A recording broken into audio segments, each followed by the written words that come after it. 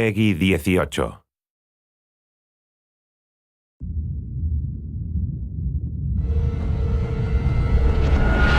Hey everybody, Zachary Levi here in the heart of London's famous West End. Behind me is BAFTA, the British Academy for Film and Television Arts. Why are we here? Excellent question. For starters, Tomb Raider, the series, has garnered a lot of love and accolade from BAFTA over the years. Some of the key players on Crystal's dev team are BAFTA LA members. And to top it all off, legendary video game composer Jason Graves is a BAFTA winner. We're going to catch up with him in just a bit, but first, a little trip to Raleigh, North Carolina, where we go behind the scenes at Jason's recording studio. These are the final hours of Tomb Raider.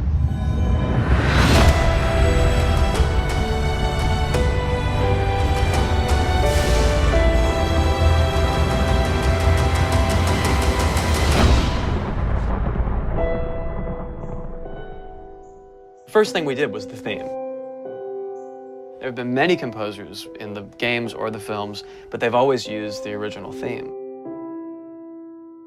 They said, we want to start with a clean slate, new theme. I did it on piano, very simple. I was really scared just to send it because I'm like, I don't know, I think this really works, I think I like it. We ended up taking that exact theme. The first demo I sent was on the first trailer. That exact same arrangement.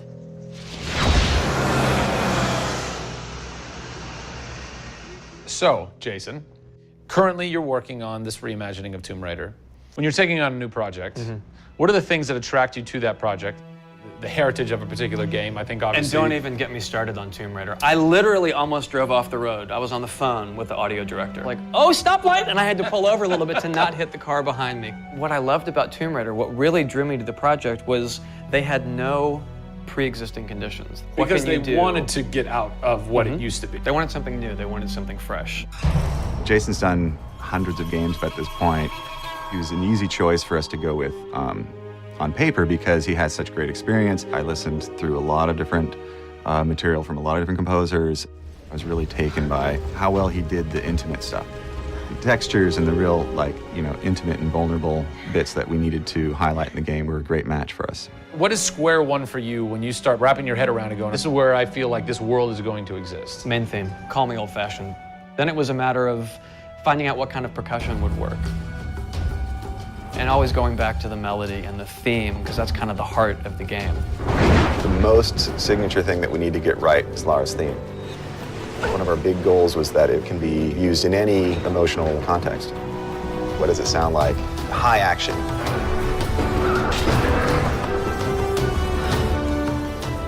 What does it sound like when she's in pain?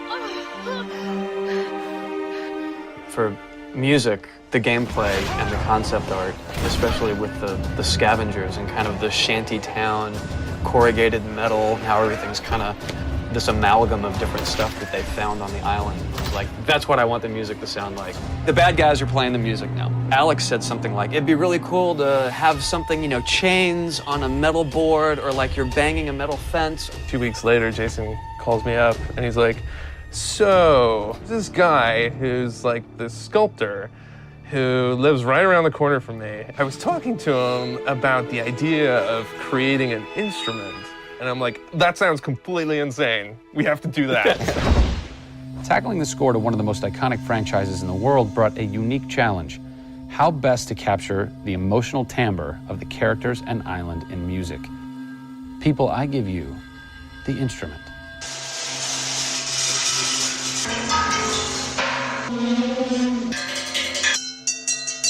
The instrument. I was going to let Matt determine the aesthetics. I was really only concerned about the sound that the sculpture was going to make. Matt built this, which looks pretty much exactly like Laura's original homemade bow in the game. There's different timbres based on different materials, metal, glass. It's a direct line from the plot, the characters, the story, the environment, straight to the sculpture. We always wanted the island to have that character in itself. Creating an instrument gave it this unique identity. It's got a voice. Yeah. The very beginning of the game is nothing but the instrument.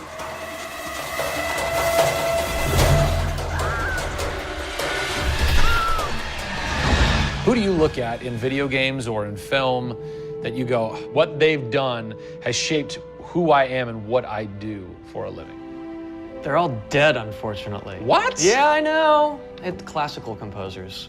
All classical? Yeah, I'm kind of going directly back to the source. Yeah. Prokofiev's, Tchaikovsky.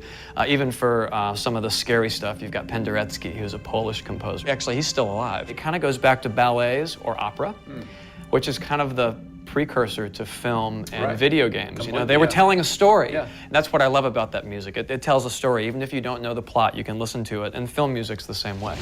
It's tough with games to do things that are subtle. You want to make Lara relatable, make her realistic. Got another one. She went down over there. Tell her story from the beginning and show how she became the superhero she becomes. One of the first things that I ask any developer is the emotion. Because to me, that's the biggest thing that music can do in a tenth of a second. The music just, it nails the emotion. Wow, that was amazing, huh? I personally don't think I've ever sounded so good in an interview before. Although Jason, Jack, and Alex are audio savants, so that would make perfect sense. I cannot wait to jump into this game, not just for the amazing action, but the emotion and mood and tone that they're going to set with their incredible skill. Tune in next time for a special secret announcement that is going to change the way you play Tomb Raider forever. See you soon.